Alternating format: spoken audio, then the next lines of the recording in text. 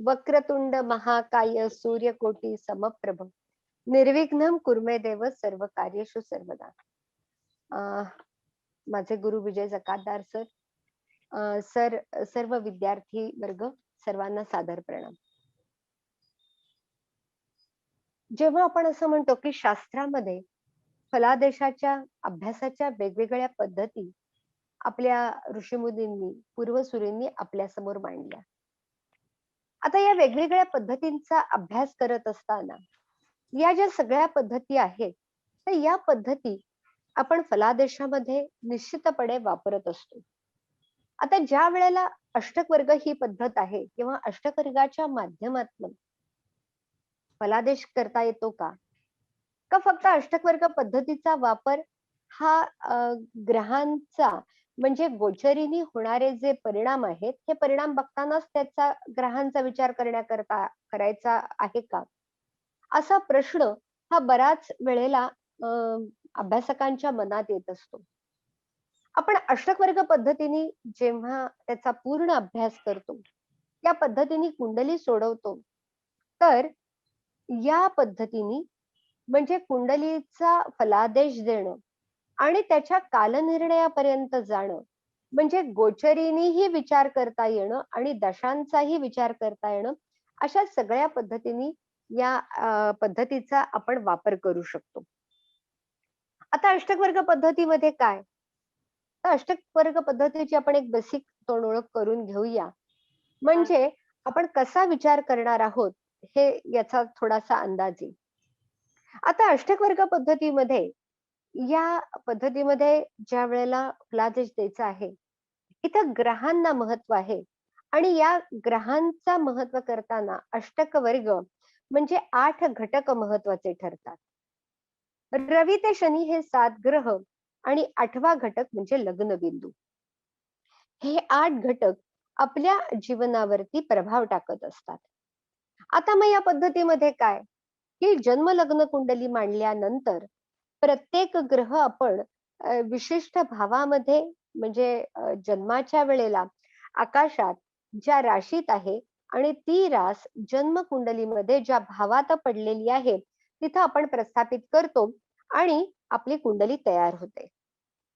मग आता ही जन्म लग्न कुंडली तयार झाल्यानंतर अष्टक वर्ग पद्धतीने जर विचार करायचा असेल, तर प्रत्येक ग्रह हा जेव्हा एका विशिष्ट भावात असतो, तो स्वतःला आणि इतर घटकांना म्हणजे इतर 7 घटकांना तो शुभबिंदू देतो किंवा देत नाही.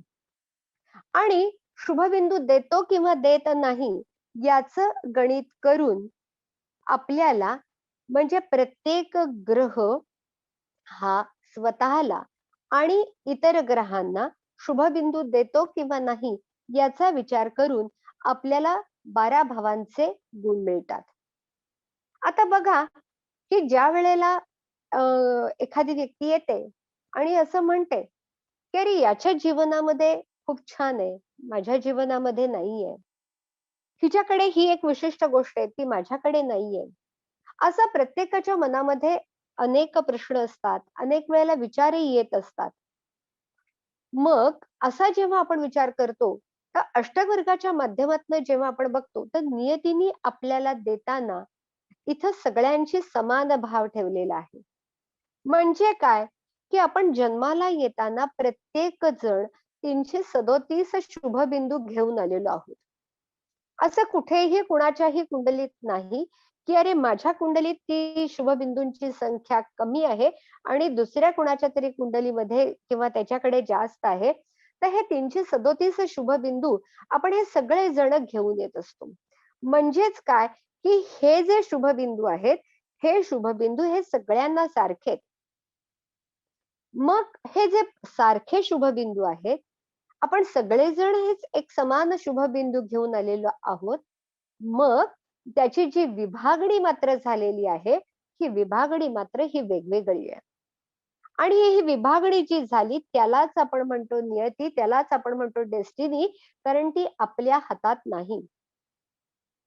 याचा अर्थ काय, की ही जी गुणांची विभागणी झाली 337 शुभबिंदू हे जे वेगवेगळ्या भावामध्ये डिस्ट्रीब्यूट होणार, वेगवेगळ्या भावामध्ये विभागले जाणार, तर हे विभागले जाताना कोणत्या भावाला किती शुभबिंदू मिळणार आहेत हे आपल्याला सांगता येत नाही. आता आपण जेव्हा ग्रहांचा विचार करतो, तर ग्रहांचाही विचार करताना ग्रहांच्याही शुभबिंदूंची संख्या किंवा हे गुण हे निश्चित आहेत. म्हणजे काय, की गुरुला 56 गुण आहेत. याचा अर्थ आपण कोणतीही कुंडली बघितली तरी तिथं त्या कुंडलीमध्ये गुरु 56 गुण देणार. पण परंतु हे 56 गुण हे 12 राशींमध्ये विभागले जाणार आणि प्रत्येक राशीचे हे वेगवेगळे असणार आहेत. म्हणजेच गुरु प्रत्येक भावातून जाताना वेगवेगळे शुभबिंदू प्रदान करणारे. गुरुचे 56 आहेत, बुधाचे 54 आहेत, शुक्राचे 52 आहेत. त्याच्यानंतर रवीचे 48 आहेत, चंद्राचे 49 आहेत आणि शनी आणि मंगळ यांचे 39 आणि 39 शुभबिंदू आहेत. आता आपल्याला असं लक्षात येईल, की गुरुचे हे 56, बुधाचे 54, शुक्राचे 52 म्हणजे यांचे शुभबिंदू जेव्हा जास्त आहेत, त्यावेळेला आपण असं म्हणून यांना शुभग्रह म्हटलं जातं. आणि शनी आणि मंगळाचा जेव्हा विचार करतो, तर त्यांचे शुभबिंदू हे 39 आहेत. याचा अर्थ त्यांना आपण ते शुभबिंदू प्रदान करतात, म्हणून आपण त्यांना पापग्रह असं म्हणतो. आणि रवी आणि चंद्राच्या बाबतीमध्ये म्हणजे रवीकडे 48 आहेत आणि चंद्राकडे 49 शुभबिंदू आहेत. म्हणजे हे शुभबिंदू हे सगळ्यांचे सारखे आहेत. इथं त्यावेळेला आपल्याला कळणार आहे, की नियतीने देताना कुणालाही कमी जास्त दिलेलं नाहीये. सगळ्यांची समान न्याय आहे. मग ते ही पद्धत ज्या वेळेला अभ्यासली जाते, तर या पद्धतीच्या मध्ये काही वेगवेगळ्या प्रकारच्या दंतकथा किंवा अशा सांगितलेल्या आहेत. त्यातली एक कथा अशी आहे, की पार्वतीनी शिवाकडे सांगितलं, की ज्योतिष हे शास्त्र आहे, ही एक वेगळ्या प्रकारची विद्या आहे.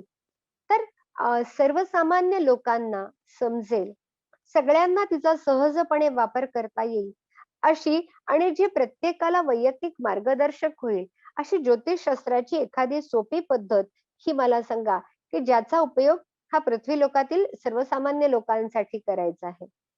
म्हणून शिवाने पार्वतीला सांगितलेलं हे ज्ञान किंवा शिवाने पार्वतीला दिलेली ही विद्या असाही उल्लेख हा आपल्याला शास्त्रामध्ये आढळतो.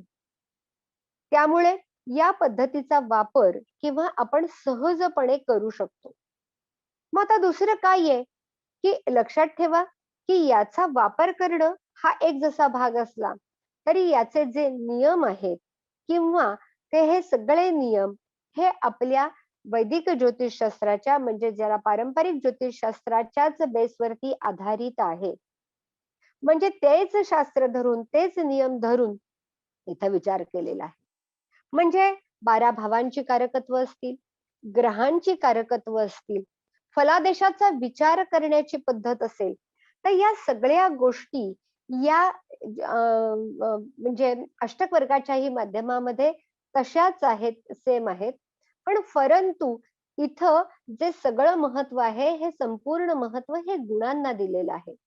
आता गुणांना महत्व याचा अर्थ काय? तर जेव्हा एखाद्या भावाची गुणसंख्या म्हणजे भावाचे शुभबिंदू हे जेव्हा जास्त आहेत, तेवढा तो भाव बलवान झाला. एखाद्या ग्रहाचे जेव्हा शुभबिंदूंचा आपण विचार करतो, तर तेवढे त्याचे शुभबिंदू जास्त, तेवढा तो बलवान झाला. आता बलवान झाला असा आहे शब्द, तर बलवान याचा अर्थ काय माहितीये का? की तो फलित देण्याकरता सक्षम झाला. फलित देण्याकरता.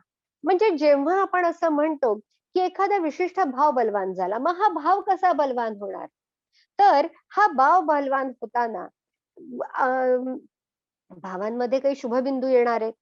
मग आता असं म्हटलेलं आहे, की 56च्या निम्मे 28 म्हणजे जेव्हा एखाद्या भावाला 28 ते 30 म्हणजे 28 पेक्षा जास्त शुभबिंदू मिळतात, तसा तो भाव शुभ होईला जातो. म्हणजे त्या भावाचे शुभबिंदू 28 ते 30 असतील, तर तो भाव निश्चितपणे फलित देण्यासाठी सक्षम झाला. आणि 30पेक्षा जेवढे जास्त शुभबिंदू होत जातील, तेवढ्या त्या भावाची बलवत्ता ही अजून वाढत गेली. म्हणजे आपल्याला असं लक्षात येतं, की अरे त्या कुंडलीमध्ये त्या भावाचा जो डॉमिनन्स आहे, त्या भावाचा जो प्रभाव आहे, हा प्रभाव वाढत असतो. जेव्हा भावाचे शुभ बिंदू हे 25 ते 27 असतात, तेव्हा त्याचा काय परिणाम होतो? तर 25 ते 27 असताना आपल्याला असं लक्षात येतं, की तो जो भाव आहे, हा भाव हा फलित देणार आहे, पण तो संमिश्र आहे. म्हणजे तो प्रयत्नांनी देणार आहे. त्याच्यानंतर तो अजून काय करणार आहे, की तो प्रयत्नांनी आपल्याला फलित देईल किंवा आपल्याला असं म्हणू, की तो थोडासा न्यूट्रल आहे, तटस्थ आहे. म्हणजे खूप बलवानही झालेला नाहीये आणि खूप अशुभही झालेला नाहीये. म्हणजे त्याची अल्प प्रमाणात आपल्याला फलित मिळतील असं म्हणता येतं. आणि जेव्हा भावाचे शुभबिंदू हे 25 पेक्षा कमी होत जातात, जेवढे कमी होत जातात, तेवढ्या त्या भावाची क्षमता कमी होत असते. म्हणजेच याचा अर्थ काय, की त्या भावाचे जे परिणाम आहेत, त्या ज्या भावाची जी फलित आहेत, त्या फलितांमध्ये आपल्याला कमीपणा, त्या फलितांमध्ये त्रुटी हे आपल्याला दिसून येतं. त्याच्यानंतर ग्रहांचा जेव्हा आपण विचार करतो, तर ग्रहांचा जेव्हा विचार करताना असं आहे, तर जेव्हा ग्रह म्हणजे कोणताही ग्रह राशीतून भ्रमण करताना प्रत्येक राशीला तो शुभबिंदू देणार आहे. आणि आपण हे शुभबिंदू देत असताना जेव्हा तो 4 किंवा त्याच्यापेक्षा जास्त शुभबिंदू देतो, त्यावेळेला तेवढा तो जास्त शुभबिंदू देतो, तेवढा तो बलवान होत जातो. म्हणजे जेव्हा एखादा ग्रह 7 देतो, 8 देतो, बघा की ग्रहाला जास्तीत जास्त 8 शुभबिंदू मिळणार आहे. मग कुंडलीमध्ये हा जर ग्रह 8 शुभबिंदू देत असेल, ज्या राशीमध्ये 8 शुभबिंदू देतो, त्याचं भ्रमण, तो कालावधी हा अत्यंत महत्वाचा असतो. त्याच्यानंतर दुसरं काय, तर जेव्हा जेवढे तो शुभबिंदू त्याचे कमी-कमी होत जातात, तर याचा अर्थ काय झाली, त्याची बलवत्ता कमी होत गेली. मग ग्रहाची बलवत्ता जर कमी झालेली आहे, तर याचा अर्थ काय होतो, तो फलित देण्याकरता त्याची सक्षमता ही हळू कमी होत जाते. म्हणजे त्याचे परिणाम घडताना तो थोडासा त्रासदायक होणार आहे. तो कदाचित विपरीत परिणाम करणार आहे. म्हणून इथं या पद्धतीमध्ये सगळ्यात जे महत्व आहे ते ग्रहांची गुणसंख्या, भावांची गुणसंख्या, या गुणसंख्येचं महत्व हे सगळ्यात जास्त आहे. त्याच्यानंतर अजून दुसरं या पद्धतीचं काय वैशिष्ट्य आहे? जेव्हा आपण असं म्हणतो, की अरे एखादा भाव बलवान झाला. भाव बलवान झाला याचा अर्थ काय, की अरे भावांचे शुभबिंदूंची संख्या जास्त आहे. मग भाव बलवान झाला याचा अर्थ त्या भावाचे सगळे जे काही आपण भावावरनं जी काही कारकत्व बघतो, त्या भावफलितांचा विचार करतो, ती भावफलित बलवान झाली. आपल्या सोयीची नाही, लक्षात ठेवा. आपल्या सोयीची नाही म्हणजे याचा अर्थ काय? तर समजा जर आपण असं म्हटलं, की 6ष्ठ स्थान बलवान झालं. म्हणजे षष्ठाचे शुभबिंदू हे जास्त असतील किंवा व्ययाचे शुभबिंदू जास्त असतील. तर व्ययाचे समजा शुभबिंदू जास्त आहेत. तर या व्ययाचे जेव्हा शुभबिंदू जास्त होणार आहेत, तर याचा अर्थ काय झाला? व्ययभावाची फलित बलवान झाली. म्हणजेच काय, की व्ययस्थानाची फलित बलवान झाली. याचा अर्थ समजा परदेशातलं वास्तव्याचा विचार करायचा आहे, तर परदेशातल्या वास्तव्यासाठी हा शुभयोग झाला. व्ययस्थानाची बलवत्ता वाढलेली आहे, म्हणजे जातकाचे खर्च वाढलेले आहेत. त्याचा ऐशोआराम तो वाढलेला आहे. नंतर व्ययस्थानाचा जेव्हा बलवत्ता वाढलेली आहे, खर्च वाढलेला आहे. समजा जर त्यांनी असं म्हटलं, की मी लाँग टर्म इन्व्हेस्टमेंट करणार, डेड इन्व्हेस्टमेंट करणार, अशा पद्धतीने जर विचार करायचा असेल, तर त्याचीही क्षमता वाढलेली आहे. आता व्ययभावाची समजा बलवत्ता वाढली, तर व्ययस्थानावरनं जातकाच्या चुकीच्या गोष्टी, जातकाच्या व्यसनं, कर्जाची परतफेड याचा जेव्हा आपण विचार करतो, तर या गोष्टींचा विचार करताना ही जी कारकत्व आहेत, तर ही कारकत्व म्हणजे ती फेडण्याची क्षमता देखील जातकाची वाढली. म्हणजे काय, की त्याच्या लायबिलिटी जरी वाढल्या, तरी ती फेडण्याची त्याची क्षमता वाढते. म्हणजे भाव बलवान होतो, तेव्हा भावाची कारकत्व ही बलवान होत असतात. आता जेव्हा आपण असं म्हणतो, की अरे अष्टकवर्ग पद्धतीमध्ये भावांचा आपण विचार करताना बघा, की कुंडलीमध्ये ज्यांचं लग्न स्थानाचे शुभबिंदू हे जास्त आहेत. म्हणजे प्रथम भावाचे शुभबिंदू हे जास्त आहेत. 28, ते 30 पेक्षा सुद्धा जेव्हा जास्त असतात, 28 पासून तो बलवान होतोच. पण जेव्हा लग्न भावाचे शुभबिंदू हे 30 पेक्षा जास्त असतात, तर त्यावेळेला आपल्याला लक्षात येतं, त्या जातकाची क्षमता, त्या जातकाची बलवत्ता ही निश्चित असते. मग लग्न भावाची जर बलवत्ता आहे, याचा अर्थ की त्या जातकाची परिस्थिती भेदण्याची क्षमता निश्चित झाली. त्याच्या महत्वाकांक्षा वाढल्या, त्याचा आशावाद वाढला. कोणत्याही गोष्टीकडे बघण्याचा जो अप्रोच आहे, हा अप्रोच वेगळा झाला. त्याच्यानंतर कुंडलीमध्ये काय बलवान असायला पाहिजे? तर कुंडलीमध्ये बलवान असायला पाहिजे जातकाचं नवम स्थान, दशम स्थान, लाभस्थान आणि 12वं स्थान या भावांनाही महत्व दिलेलं आहे. कारण का माहितीये का? की नवम स्थान आपण म्हणतो भाग्याचं. बघा आपण भाग्य घेऊन जन्माला येतो.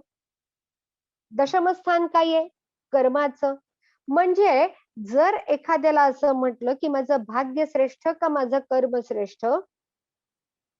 तर कोणी म्हणेल कर्मश्रेष्ठ, कोणी म्हणेल भाग्यश्रेष्ठ. तर तसं नाहीये. आपण भाग्याची साथ घेऊन कर्म करत असतो.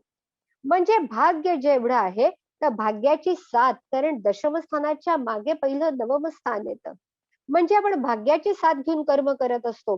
म्हणून दशमाचे शुभ बिंदू आणि जे कर्म करतो त्यातून मिळणारे लाभ हे 11व्या स्थानावरती आहेत. आणि जे मिळवलेलं आहे, 11वं स्थान जेव्हा आपण म्हणतो, की जे माझं स्वतःचं आहे, माझ्या कष्टाचं आहे, माझ्या कर्माचं फलित आहे, ते निश्चित आहे, ते शाश्वत आहे आणि त्यातून मिळणारे जे मिळालेलं आहे, त्यातून आपण जे करणारे जे खर्च आहेत, ते व्ययस्थानाशी निगडीत आहेत. मग आता या भावांचा विचार करताना जेव्हा आपण बघतोय, तर नवम स्थानाचे शुभबिंदू, दशमाचे शुभबिंदू आणि एकादश स्थानाचे शुभबिंदू हे निश्चितपणे 28 किंवा त्याच्यापेक्षा जास्त असायला पाहिजे.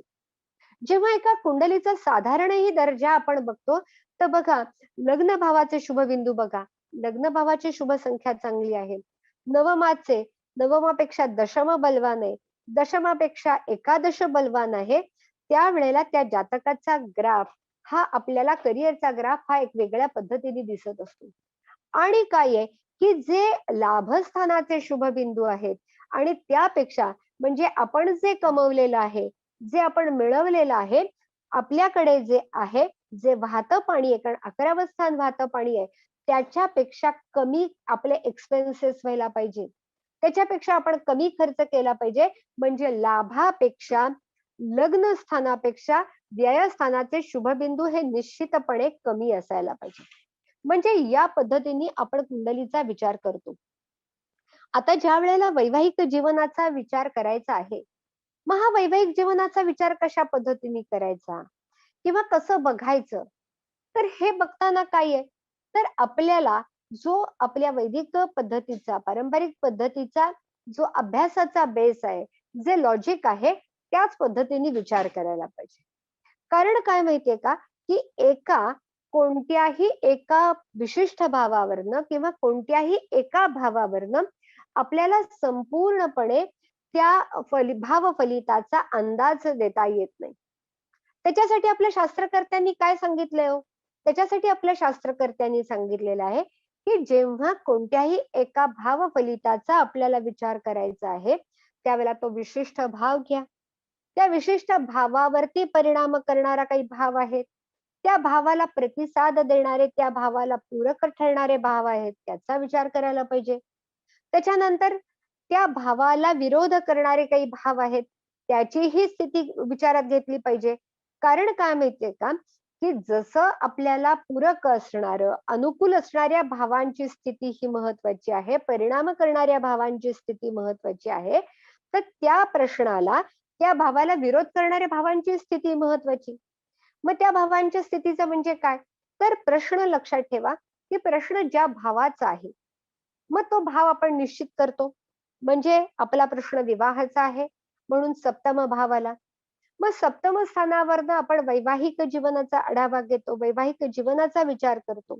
सप्तमावरनं आपण विवाह, विवाहाचं स्वरूप, त्याच्यानंतर वैवाहिक जीवनाचा आढावा म्हणजे काय, की जोडीदाराचा स्वभाव आहे, त्याचं वर्णन आहे. वैवाहिक जीवनाचा आढावा याचा अर्थ वैवाहिक जीवनातली होणारी भांडणं असतील, मतमतांतर असतील, याचा विचार होतो. मग ही भांडणं टोकाला जाऊन घटस्फोटापर्यंत स्थिती येणार आहे का? याचाही विचार होतो. जेव्हा जोडीदाराचा वियोग होतो आणि वैवाहिक जीवनामध्ये काही संकट येतं, अशी स्थिती येते, तर अशा वियोगाचा काही संबंध आहे का? आणि कोणत्याही कारणांनी जर मॅरेज स्पॉईल झालेलं आहे, तर परत जातकाचा पुनर्विवाहाचा योग आहे का? म्हणजे वैवाहिक जीवनाचा आढावा आपण सप्तम स्थानावरनं घेतो, म्हणजे सप्तम स्थान महत्वाचं झालं. त्याच्यानंतरचा अजून कोणता भाव महत्वाचा आहे? तर त्याच्यानंतरचा महत्वाचा जो भाव आहे, ते लग्नस्थान. आता लग्नस्थान म्हणजे काय? तर जातक स्वतः. कारण जोपर्यंत त्या जातकाला इच्छा होणार नाही, त्याला काही त्या पद्धतीच्या त्याच्या महत्वाकांक्षा निर्माण होणार नाहीत, तोपर्यंत ही गोष्ट होणार नाहीये. कारण विवाह हे जॉइंट व्हेंचर आहे. म्हणजे या दोघांची विवाहामध्ये जशी गाडीची 2 चाकं असतात, तसं आपला जोडीदार आणि आपण हे दोन्ही घटक महत्वाचे असतात. म्हणजे काय, की नुसते योग सप्तम स्थान दाखवताय असं असून चालणार नाही, जोपर्यंत त्या जातकाला वाटणार नाही. म्हणून लग्नस्थान आहे. नंतर लग्नस्थान काय आहे? ते सप्तमाच्या समोरचा भाव आहे. म्हणजे सप्तम भावाच्या कारकत्वांवरती परिणाम करणारा भाव आहे, म्हणून लग्नस्थानाचा संबंध झाला.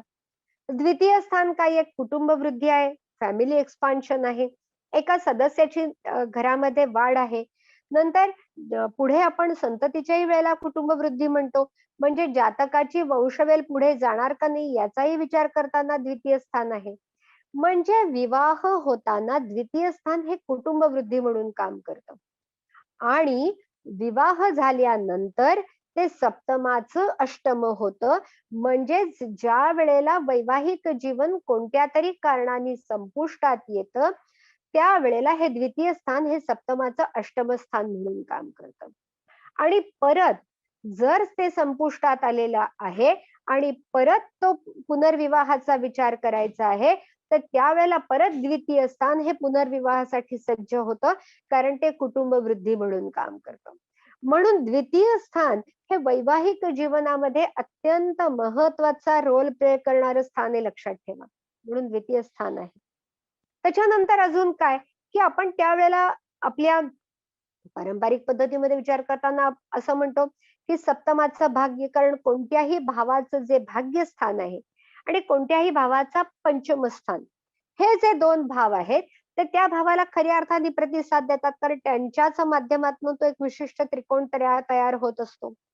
मग सप्तमाचं भाग्य जे आहे, म्हणजे तृतीय स्थान हे महत्वाचं आहे. मग विवाह होणार का? त्याच्यानंतर समजा विवाह जर झाला, तर तो होताना त्याच्यामध्ये करावी लागणारी तडजोड असेल, तडजोडीचा विचार आहे. त्याच्यासाठीही तृतीय स्थान महत्वाचं आहे. तृतीय स्थान म्हणजे आपण आपल्या जीवनामधले करार आहेत, लक्षात ठेवा. म्हणजे विवाह हा सुद्धा एक मोठा करार आहे. त्याच्यानंतर ते कॉन्ट्रॅक्ट आहे. ते लिखित, अलिखित हे कॉन्ट्रॅक्ट आहे. म्हणून ते तृतीय स्थानाचा संबंध आहे. 11वं स्थान काय आहे? तर सप्तमाचं पंचम आहे. म्हणजे जोडीदाराचं प्रेमप्रणयाचं स्थान आहे. जोडीदाराकडनं मिळणारा प्रतिसाद आहे. जातक आणि जोडीदार यांच्यातले मैत्रीपूर्ण संबंध आहेत. तसंच पंचम स्थान हे सप्तमाचं लाभस्थान आहे. हे पण खूप महत्वाचं आहे. आणि अ, अ, अष्टक वर्गाच्या पद्धतीने विचार करताना इथं व्ययस्थानाला पण त्यांनी महत्व दिलेलं आहे. कारण व्ययस्थान आपण म्हणतो अंतिम सुखाचं, शय्या सुखाचं. मग आता आपण ज्या वेळेला अष्टक वर्गाच्या माध्यमातनं विचार करणार, त्यावेळेला आपण यातले कोणते भाव प्रामुख्याने घेणार? तर सप्तम भाव झाला, लग्न स्थान झालं, द्वितीय स्थान झालं. इथं पंचम स्थानाचं महत्व आहे, हे जास्त आहे कारण ते सप्तमाचं लाभस्थान आहे आणि व्ययस्थान या भावाचं महत्व आहे. मग त्याच्यानंतर अजून काय, की वैवाहिक जीवनाचा कारक शुक्र विचारात घ्यायला पाहिजे. मग शुक्र काय आहे? तर शुक्र हा प्रेम, प्रणय, शृंगार, आपल्या जीवनातली ऐहिक सुख, भौतिक सुख याचाच जसा आहे तो कलत्रकारक असल्यामुळे वैवाहिक जीवनासाठी महत्वाचा. तसंच आपण म्हणतो, की अरे पुरुषांच्या बाबतीमध्ये तो स्पर्मचा कारक आहे आणि स्त्रियांच्या बाबतीमध्ये ओव्ह्युलेशनचाही कारक आहे. म्हणजेच काय, इथं स्पर्मचा आणि ओव्ह्युलेशनचा कारक असल्यामुळे तो म्हणून वैवाहिक जीवनावरती खूप मोठा प्रभाव टाकत असतो. त्याच्यासाठी तो महत्वाचा असतो. जातकाच्या जीवनातलं ऐश्वर्य आहे, संपन्नता आहे, त्याच्या जीवनातले कम्फर्ट्स आहेत, याही गोष्टी या शुक्रावरनं बघितल्या जातात. तसंच तो कलेशी निगडीत आहे, उत्तम सौंदर्य दृष्टी आहे, आसक्ती आहे.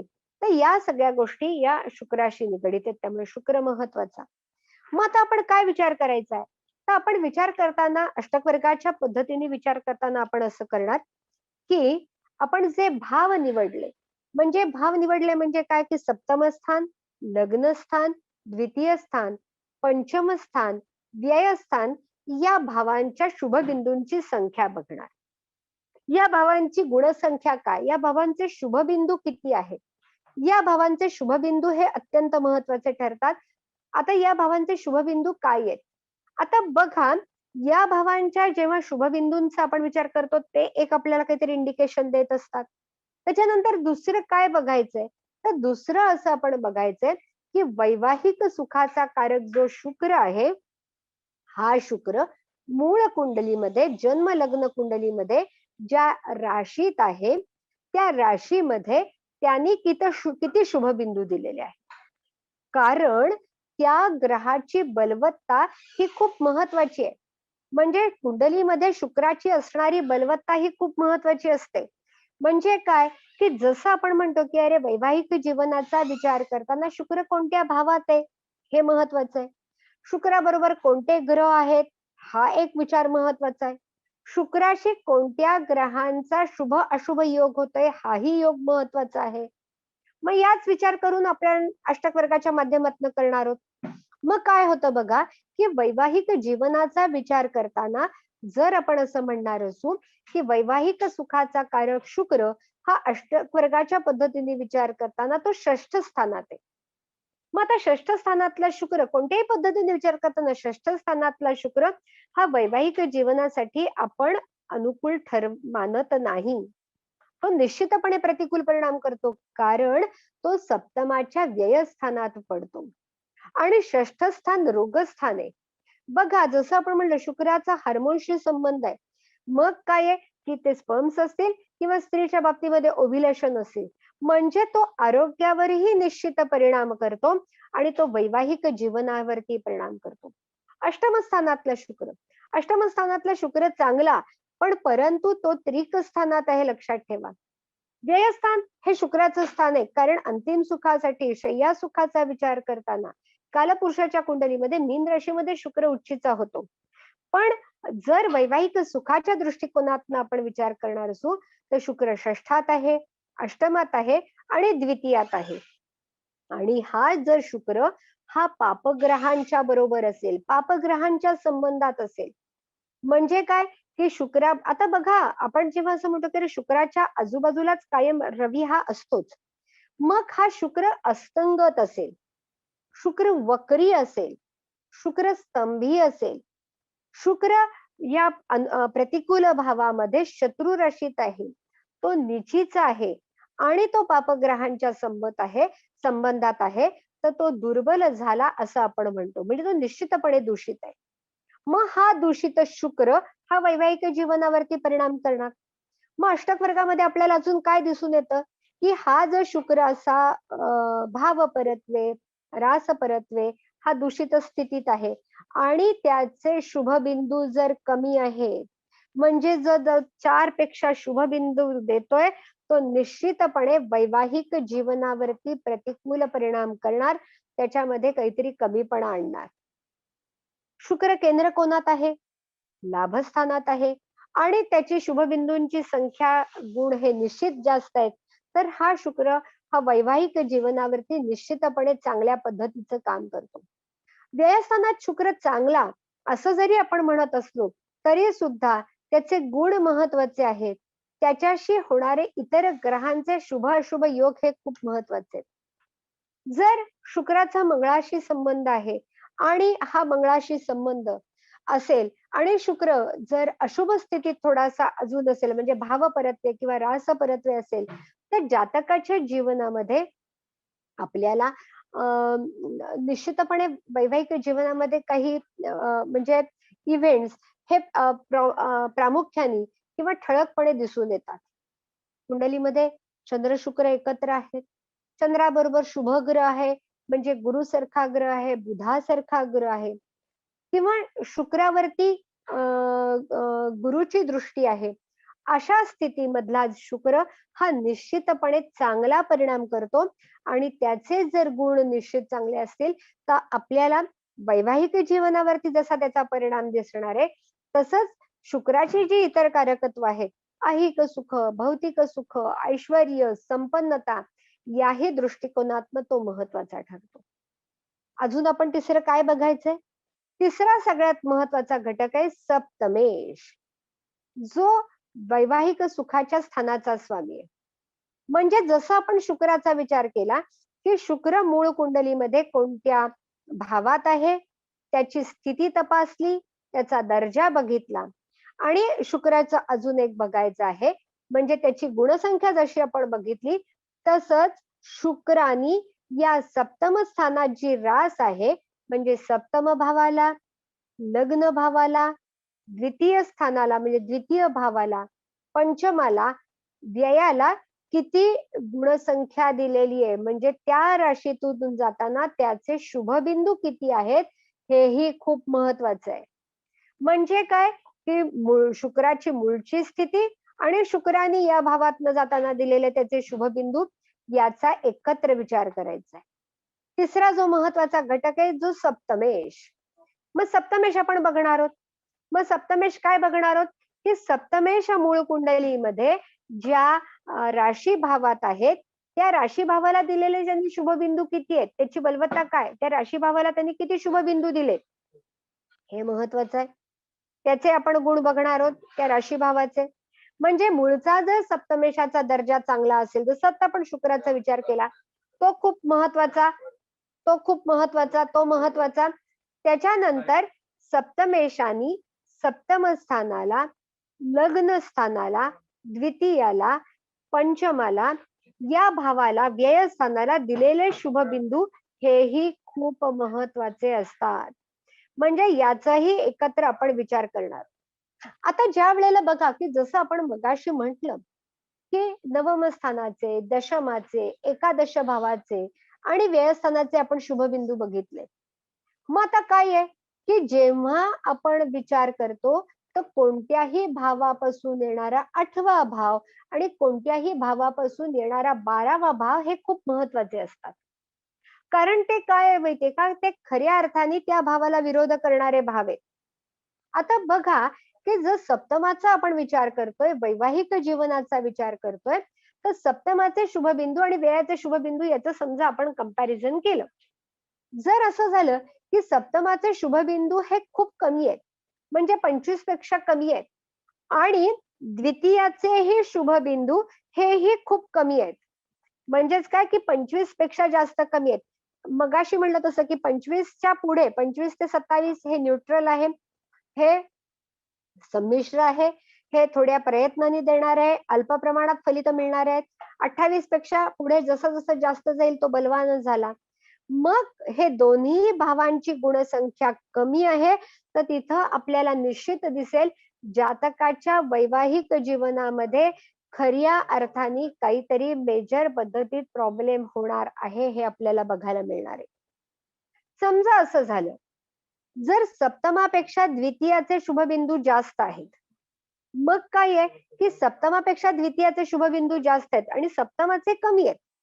सप्तमाचे कमी आहेत म्हणजे वैवाहिक जीवनामध्ये काहीतरी घडणार, पण द्वितीयाचे जास्त आहेत. याचा अर्थ काय झाला, की पहिल्यांदी काहीतरी प्रतिकूलता निर्माण होणार आणि कारण त्याच्यापेक्षा त्याचा अष्टम भाव, त्याच्यापेक्षा त्याचा मृत्यूभाव बलवान झाला आणि मृत्यूभाव बलवान झाला म्हणजे काय झालं, तर लक्षात ठेवा, की जेव्हा आपण असं म्हणतो, की मृत्यू झाला कोणत्याही गोष्टीचा, कोणत्याही घटनेचा, तर ते संपलं. पण त्यातूनच परत काहीतरी परत रिबर्थ आहे, तिथूनच परत काहीतरी निर्माण होणार आहे. म्हणून द्वितीय स्थान काय माहितीये का, की एकदा त्या विवाहामध्ये प्रॉब्लेम झालाय, पण परत परत तो विवाह घडवण्याची त्या भावाची क्षमता वाढली. समजा असं झालंय, की द्वितीयाचे शुभबिंदू चांगले आहेत आणि द्वितीयाचे शुभबिंदू कमी आहेत आणि सप्तमाचे चांगले आहेत. तर तिथे त्या केसमध्ये म्हणजे त्याच्यापेक्षा सप्तमापेक्षा त्याचा जो 8वा भाव आहे, म्हणजे त्याचा मृत्यूस्थान आहे, त्याचे शुभबिंदू कमी असलेले हे चांगलंच असतं. त्याच्यानंतर अजून काय महत्वाचं आहे, जसं म्हणजे सप्तमाचा जो व्ययस्थान आहे, तो बलवान नसावा. म्हणजे द्वितीय लक्षात ठेवा, द्वितीय हे वेगळं काम करतो, कारण तो ते संपुष्टात आणतो आणि परत निर्माण करतो. षष्ठ तसं करत नाही. षष्ठ हा अडचणी वाढवत असतो. षष्ठ कारण ते नुकसान आहे. म्हणजे जातकापेक्षा जसं लग्नस्थानापेक्षा व्ययस्थान, माझ्यापेक्षा माझं नुकसान हे वरचढ असायला नकोय. तसं सप्तमापेक्षा सप्तमाचं व्ययस्थान हे वरचढ असायला नकोय. म्हणून सप्तमापेक्षा षष्ठाचे शुभबिंदू जास्त असताना तिथेही वैवाहिक जीवनामध्ये आपल्याला प्रतिकूलता दिसून येते. दुसरं मगाचसारखं लॉजिक, की जसं आपण जातकाचं 9वं, 10वं, 11वं बघितलं, तसंच सप्तमापासून येणारं 9वं, 10वं, 11वं या भावांची स्थिती आपण बघितली, तर या भावांच्या स्थितीवरून आपल्याला विवाहासाठी कशा पद्धतीने प्रयत्न करायचे आहेत, वैवाहिक जीवनाचा एक खऱ्या अर्थाने आढावा घेता येतो.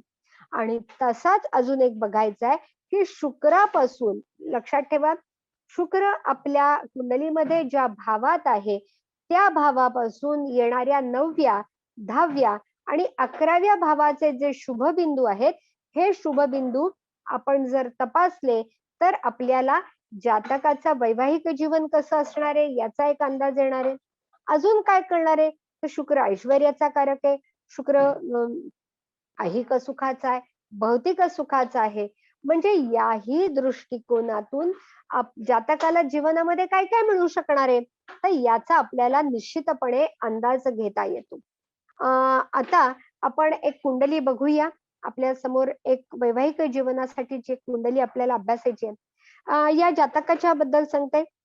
1981 चा या जातकाचा जन्म आहे. आजपर्यंत याचं लग्न झालेलं नाही.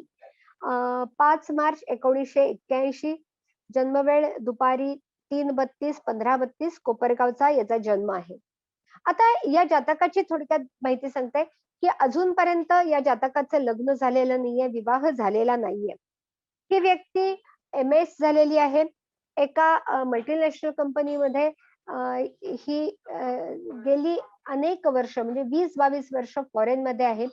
आता गेली 7-8 वर्ष ही अमेरिकेतच आहे. पण परंतु आजपर्यंत लग्न होऊ शकलेलं नाही, लग्न झालेलं नाही. या व्यक्तीचं एका मुलीबरोबर रिलेशनशिप होती, त्यांच्या प्रेमात होते. पण एक जवळ-जवळ 4 वर्षाची रिलेशनशिप किंवा असं असताना, मैत्री असताना तो विवाह होऊ शकला नाही. आता या स्थितीमध्ये आता अमेरिकेत असं आहे, की विवाह होणं किंवा भारतातली मुलगी येणं होणं हे विवाह शक्य नाहीये. म्हणून एक साधारण गेल्या दीड वर्षापासून ही व्यक्ती अमेरिकेमधली एक फॉरेनर आहे म्हणजे अमेरिकन दुसऱ्या देशाची एक जी मुलगी आहे, तर तिच्याबरोबर लिव्ह इन रिलेशनशिपमध्ये ही व्यक्ती राहतीये. विवाह झालेला नाहीये आणि ते विवाहही करणार नाहीयेत. पण जिच्याबरोबर राहतायत, तर त्यांच्याबरोबर ते मैत्रीचे संबंध आहेत, पण विवाह केलेला नाही.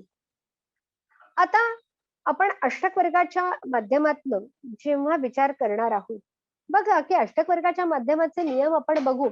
पण परंतु आपल्याही पद्धतीने विचार करताना तोही विचार करावा तर आधी लागणारच आहे. कारण भावाचा विचार, भावातल्या ग्रहांचा विचार आणि मग आपण गुणांच्या संख्येचा विचार करणार आहोत. बघा सप्तम स्थानामध्ये जातकाचं कर्क लग्न आहे. सप्तम स्थानामध्ये केतू आणि बुध आहेत. कर्क लग्न, सिंह लग्न या लग्नांच्या बाबतीमध्ये जर तुम्ही ऑब्झर्व्ह केलं किंवा शनीचे लग्न म्हणजे मकर आणि कुंभ याही लग्नांच्या बाबतीमध्ये पण विशेष करून कर्क आणि सिंह लग्नाच्या बाबतीमध्ये आपल्याला एक गोष्ट निश्चित दिसते की कर्क आणि सिंह लग्नाच्या बाबतीमध्ये विवाह हा थोडासा विलंबाने दाखवतो. आता कर्क सिंह किंवा मकर कुंभ तर याच्या बाबतीत थोडासा फरक विचारात घ्या. कारण आपण जेव्हा ग्रहांच्या उदयकाल वर्षाचा विचार करतो तर रवीचं आणि चंद्राची जी उदय वर्ष आहेत तर ही लवकरची आहेत. 20 ते 22 हे रवीचं आहे, 22 ते 24 हे चंद्राचं आहे आणि शनीचं हे 36 वर्षाचं वय आहे. आता लग्न सप्तमात हे जेव्हा असे या भावांमध्ये या ग्रहांच्या राशी येणार आहेत, तर शनीचा कर्क लग्नासाठी किंवा सिंह लग्नासाठी रोल काय आहे? तर कर्क लग्नासाठी जेव्हा म्हणतो, तर शनी सप्तमाचा आणि अष्टम स्थानाचा स्वामी आहे. म्हणजेच काय, की सप्तमाचा आणि अष्टम स्थानाचा आहे आणि सिंह लग्नाला सप्तमाचा आणि षष्ठाचा. म्हणजे सप्तम स्थानाबरोबर शनी इथं एका विवाहाला विरोध करणाऱ्या भावाचा स्वामी पडतो. तिथं तुम्हाला लक्षात ठेवा. आणि म्हणजे जरी जातकाला अगदी लवकरच्या वयामध्ये विवाह करण्याची इच्छा निर्माण झाली, तरी मुलांची शिक्षणं किंवा मुली असतील त्यांची शिक्षणं या दृष्टिकोनातनं विचार करता ते दरवेळेलाच ते लवकर सहज होतं, शक्य असं नाही. आणि समजा हेही ऑब्झर्व्ह करा, की लग्न जरी लवकर झालं, तरी सुद्धा त्यांच्या मॅरेज लाईफ मधली त्यांची जी वेव्हलेंथ आहे, ते त्यांची केमिस्ट्री एक खऱ्या अर्थाने जुळणं, ते खऱ्या अर्थाने एकमेकांना मानणं, याच्यासाठी खूप वेळ द्यावा लागतो. कारण दोघांचे जे स्वामी आहेत, चंद्र, शनी किंवा रवी आणि शनी हे टोटली अपोझिट. म्हणून एकतर म्हणून कर्क लग्नाला विवाहाच्या बाबतीमध्ये विलंब हा तर भाग निश्चितच झाला. सप्तम स्थानामध्ये केतू आणि बुधासारखे 2 नपुंसक ग्रह आहेत. सप्तम स्थानात बुध हा कोणत्याही राशीत जरी असला, तरी तो वैवाहिक जीवनासाठी आपण शुभ मानत नाही. कारण बुधाचं ते मरण स्थान आहे. म्हणजे विवाहाच्या दृष्टिकोनातनं बुधाला हे मानवणारा भाव नाही. त्याच्यात बुध हा जसा सप्तमाच्या भाग्यस्थानाचा स्वामी आहे, तसाच तो व्ययस्थानाचा पण स्वामी आहे. केतू काय आहे? तर केतू हा वैवाहिक जीवनामध्ये कमीपणा निर्माण करणारा, किंतु निर्माण करणारा, तडजोड निर्माण करणारा. आणि जो सप्तमेश शनी आहे, हा सप्तमाच्या भाग्यात आहे, विवाहोत्तर भाग्योदय असला तरी तो कन्या राशीत आहे. जसं षष्ठ स्थान हे वैवाहिक जीवनासाठी महत्वाचं आहे, तसंच ज्या वेळेला सप्तमेश कन्या राशीत असतो त्यावेळेला लक्षात ठेवा, आपल्या संस्थेमध्ये आपण वेगवेगळ्या विषयांवरती रिसर्च करत असतो. वेगवेगळ्या विषयांवरती एकाच विषयाच्या 500-500 कुंडल्या, 1000-1000 कुंडल्या आता आपल्याकडे झालेल्या आहेत. आपल्याकडे त्याच्यावरचे खंड आहेत. तर जेव्हा सप्तमेश हा कन्या राशीत असतो, त्यावेळेला वैवाहिक जीवनामध्ये घडामोडी असतात. म्हणजे लग्न ठरवून मोडणं आहे, घटस्फोटासारखी स्थिती आहे, विवाह होताना त्याच्यामध्ये अडचणी येणं आहे. इथे सप्तमेश कन्या राशीत आहे आणि तो गुरु बरोबर आहे. आता गुरु कुंडलीमध्ये काय हो? तर गुरु हा षष्ठ स्थानाचा स्वामी आहे, सप्तमाच्या व्यय स्थानाचा स्वामी आणि तो नवमाच्या स्थानाचा स्वामी आहे. म्हणजे दुय्यम दर्जाच्या सुखाच्या स्थानाचा स्वामी आहे. त्या शनीवरती मंगळाची 8वी दृष्टी आहे. म्हणजे इथं आपल्याला दिसतंय की सप्तमेश शनी हा कुंडलीमध्ये दूषित आहे. वैवाहिक सुखाच्या कारक शुक्राचा जर विचार केला, तर शुक्र म्हणजे लग्नेश अष्टमात आहे, शुक्र अष्टमात आहे. शुक्र हा रवी बरोबर आहे, शुक्र हा मंगळा बरोबर आहे. म्हणजे लग्नेश पंचमेश एकत्र जातकाला प्रेमाच्या पंचमात हर्षल, म्हणजे प्रेमात निश्चित पडणार हाही एक भाग आहे. शुक्र मंगळ एकत्र आहेत. म्हणजे त्या गोष्टी या आपल्याला निश्चितपणे दिसतायत. आता जेव्हा आपण अष्टक वर्गाच्या पद्धतीने विचार करतो, तर इथं तुम्हाला शेजारी सर्वाष्टक वर्गामध्ये सर्वाष्टक वर्गाचा विचार करून भावांची गुणसंख्या दिलेली आहे. आता जर कॉम्प्युटरवरती तुम्ही सॉफ्टवेअरवरती बघितलं, तर अष्टक वर्गाचा वापर करता येणं खूप सोपं आहे. कारण आता आपल्याला सॉफ्टवेअरमध्ये हे सगळे रेडीमेड चार्ट्स येतात. म्हणजे सर्वाष्टक वर्गाचा वापर करून आपल्याला प्रत्येक ग्रहाचं 12 राशींमधलं भ्रमणामध्ये तो किती शुभ बिंदू देतोय आणि त्या भावांची गुणसंख्या याचा एक वन स्ट्रोक चार्ट आपल्याला हा लगेच मिळत असतो. याचा विचार करून सर्वाष्टक वर्गावरून आपण भावांची गुणसंख्या काढली. इथं भावांचा जर विचार केला, तर आपल्याला बघा अगर लग्न भावाचे शुभ बिंदू हे 34 आहेत, भाग्याचे 26 आहेत, दशमाचे 30 आहेत आणि लाभाचे 31 आहेत. म्हणजे इथं निश्चितपणे एक आपण जर बघितलं, तर इथं जातकाची बलवत्ता आहे का? तर जातकाची बलवत्ता आहे. म्हणजे तो भाग्याची साथ घेऊन कर्म करणार, कर्मातनं लाभ मिळवणार आणि त्याच्यापेक्षा येणार त्याचे जे खर्च आहेत लाभापेक्षा आणि लग्नापेक्षा व्ययाचे बिंदू हे निश्चित कमी असावे. म्हणजे तिथं जातकाची ओव्हरऑल जीवनातली स्थिती ही आपल्याला चांगली दिसते. आता विवाहाच्या दृष्टिकोनातनं जर आपल्याला कुंडली बघायची आहे, तर सप्तमात 19 शुभबिंदू आहेत. म्हणजे 25 पेक्षा जेवढे शुभबिंदू हे कमी होत जातात, तेवढी ती भावाची बलवत्ता, त्या भाव फलितामध्ये कमीपणा हा निश्चित येणार. म्हणजे सप्तमात 19 शुभ बिंदू आहेत. याचा अर्थ झालं वैवाहिक जीवनावरती काहीतरी परिणाम आहे. आता अ, आपण जे भावांचा विचार केला, लग्न स्थानात 34 आहे. म्हणजे काय? समजा जर काही विवाह झाला किंवा जीवनातला कोणताही प्रसंग आला, तरी त्याला हँडल करण्याची जातकाची क्षमता आहे का? तर हो, जातकाची क्षमता आहे. जातकाला लग्नही करायचंय, जातकाच्या महत्वाकांक्षाही आहेत. पण लग्न आणि सप्तम याच्याच बरोबर जो सगळ्यात महत्वाचा भाव आहे तो द्वितीय भाव.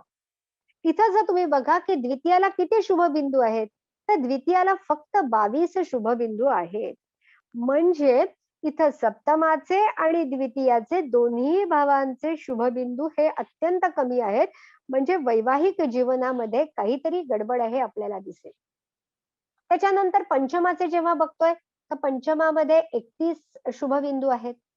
त्याच्यानंतर सप्तमाच्या भाग्याला 29 आहेत, लाभस्थानाला 31 आहेत आणि व्ययस्थानाचा जेव्हा विचार करतो, तर व्ययाला 26 आहेत.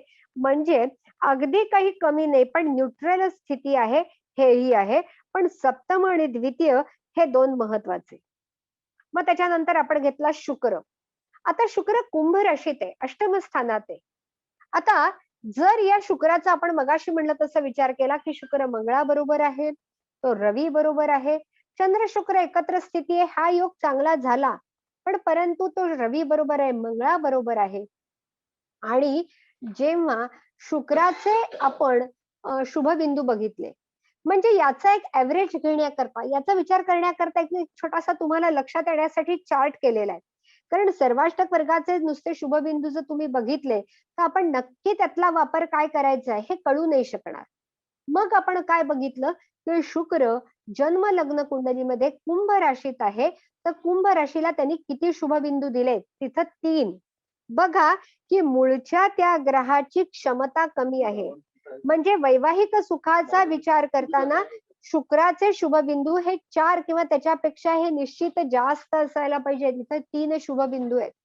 म्हणजे शुक्राचा मूळचा दर्जा कमी झाला. त्याच्यानंतर त्यांनी सप्तम स्थानाला म्हणजे मकर राशीला 4 शुभबिंदू दिलेत. तो तटस्थ आहे. 4 पेक्षा आपल्याला खरं जास्त असायला पाहिजे, पण 4 हे ओके आहेत.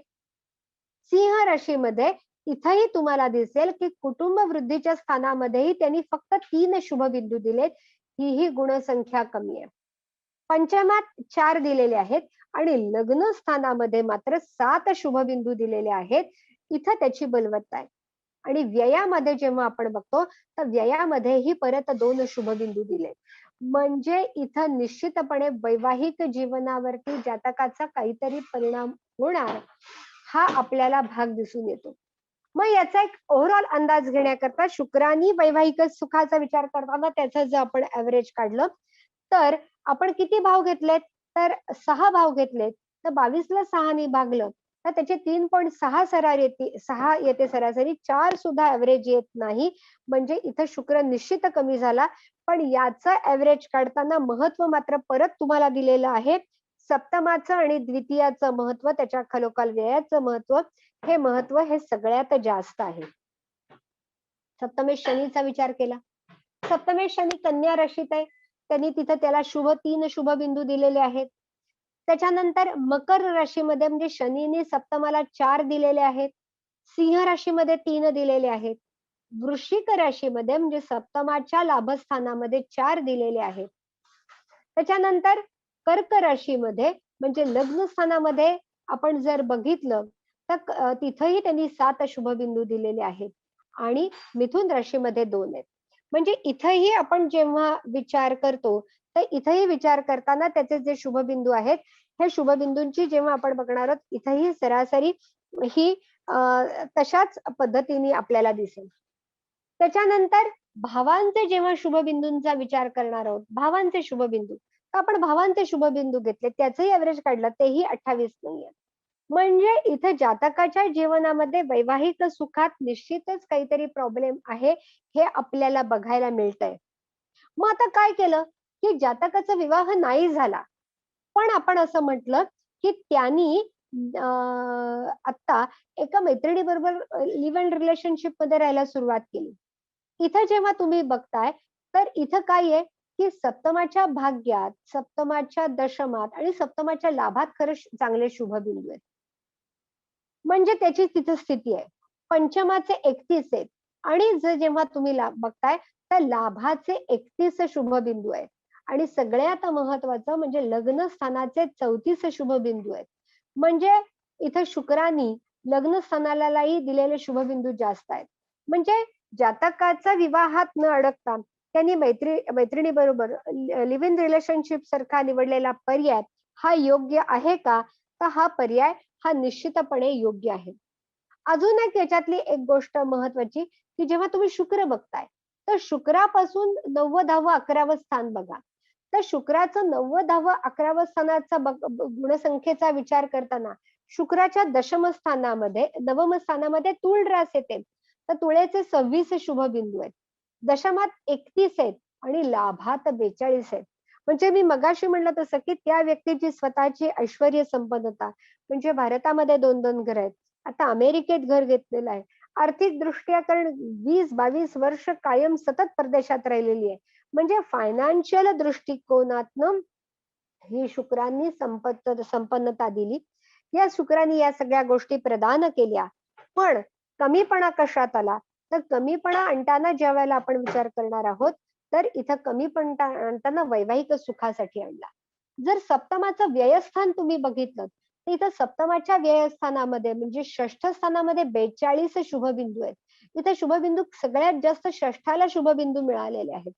म्हणजेच इथं काय झालं आणि लक्षात ठेवा, की अष्टक वर्गाच्या पद्धतीने एक गोष्ट त्यातली एक सगळ्यात महत्वाची असते, की आपल्या कुंडलीमध्ये ज्या भावाचे शुभबिंदू हे सगळ्यात जास्त असतात. म्हणजे काय? तर 42 शुभबिंदू हे षष्ठाला आहेत. बरोबर आहे? हा षष्ठ भाव कुणाचा लाभ आहे हो? हा कुठल्या भावाचं लाभस्थान आहे? तर कुठल्या भावाचं लाभस्थान आहे? तर ते अष्टमाचं लाभस्थान आहे. बघा काय नियम सांगते. हा सगळ्यात महत्वाचा नियम आहे. हा नियम तुम्ही ऑब्झर्व्ह करा. कुंडलीमध्ये ज्या भावाचे शुभबिंदू सगळ्यात जास्त असतात, तो भाव ज्या भावाचं लाभस्थान आहे, तो भाव महत्वाचा. म्हणजे षष्ठाचे 42 शुभबिंदू आहेत आणि षष्ठ स्थान हे अष्टमाचं लाभस्थान आहे. म्हणजे या जातकाच्या कुंडलीमध्ये अष्टम भाव हा सगळ्यात जास्त प्रभाव टाकणार आहे. म्हणजेच काय, की याच्या जीवनातले सगळे इव्हेंट, याच्या जीवनामध्ये घडणाऱ्या घटना, मग त्या कोणत्याही असतील, या अष्टम भावाशी निगडीत आहेत. त्या सगळ्यांसाठी अष्टम भाव कारणीभूत आहे. मग इथं काय आहे, की जर वैवाहिक सुखाच्या दृष्टिकोनातनं आपण विचार करणार असू, तर इथं लिव्ह इन रिलेशनशिप सारखा जर विचार करायचा असेल, तर इथं तयार झालेला किंवा असणारा हा अष्टम भाव आपल्याला इंडिकेशन्स देतोय, तर त्यांनी निवडलेला पर्याय हा बरोबर आहे. म्हणजे कोणत्याही पद्धतीचा अभ्यास करताना, कोणत्याही पद्धतीवरनं फलादेश देताना त्याचा सर्वांगीण विचार करणं, सर्व बाजूंनी त्या कुंडली बघणं हे अत्यंत गरजेचं असतं. धन्यवाद.